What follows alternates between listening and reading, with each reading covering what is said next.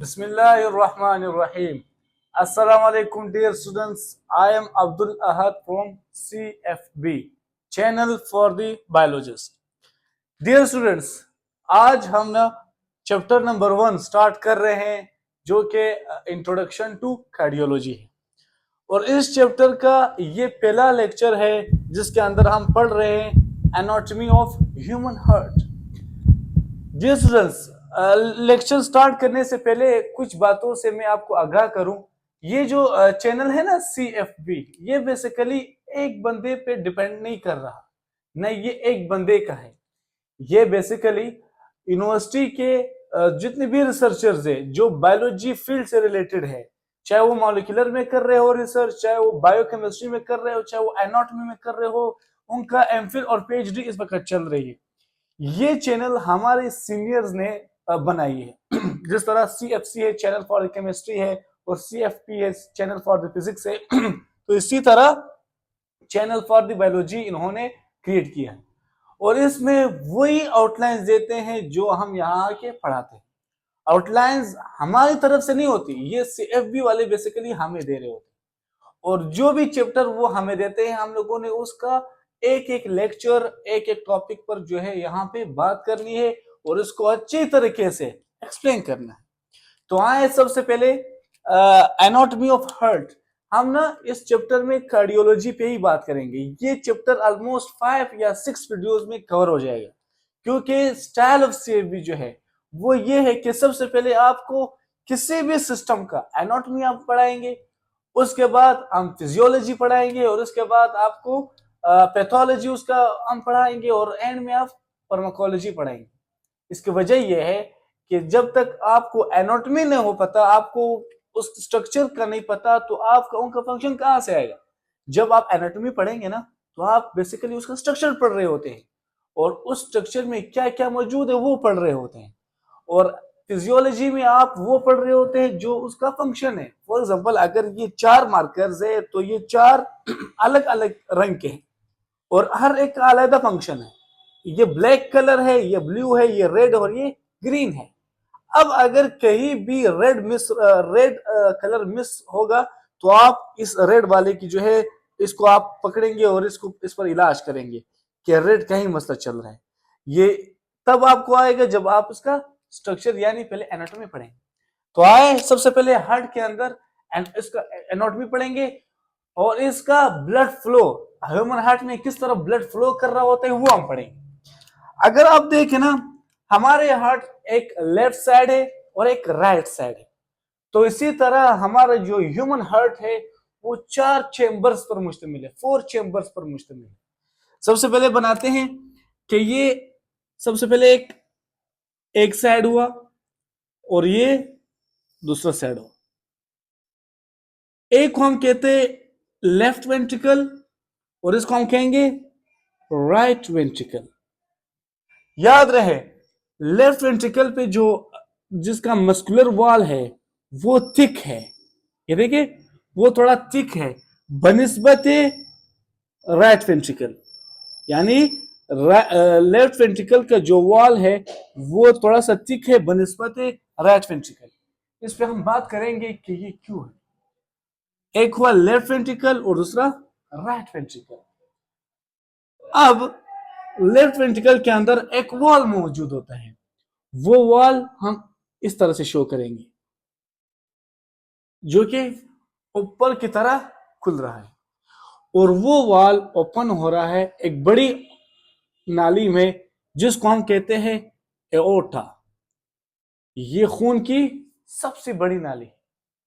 जब हम हार्ट के अंदर जब ये पढ़ेंगे ना ब्लड फ्लो किस तरह फ्लो कर रहा होता है उसमें हम डिस्कस करेंगे कि एओर्टा का फंक्शन क्या है।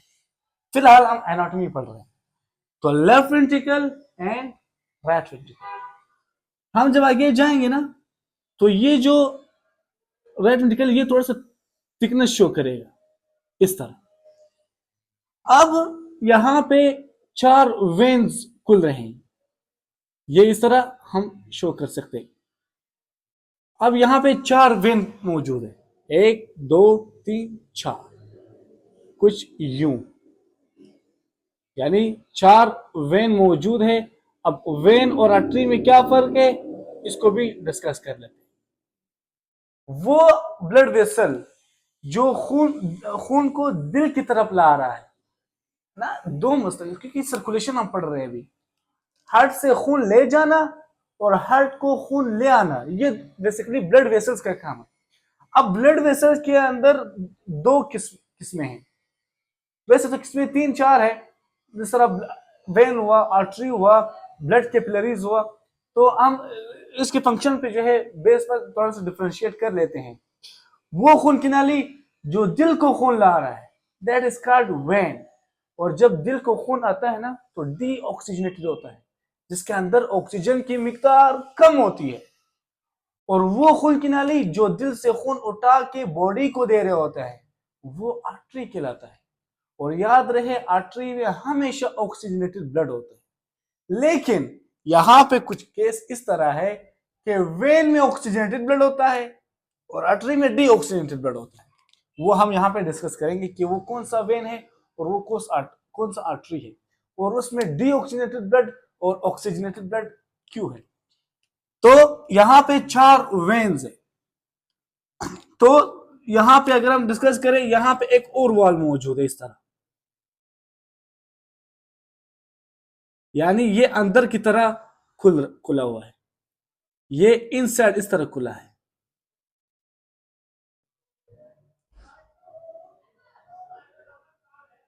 इस तरह। अब देखें, हम लोग बेसिकली दूसरा चेंबर बना रहे हैं, left ventricle and left atrium. अब इसके ना दूसरा पार्ट बनाते हैं, दूसरा चेंबर बनाते हैं। ये कुछ वॉल्स के नाम है, आपने इसको सीखना है।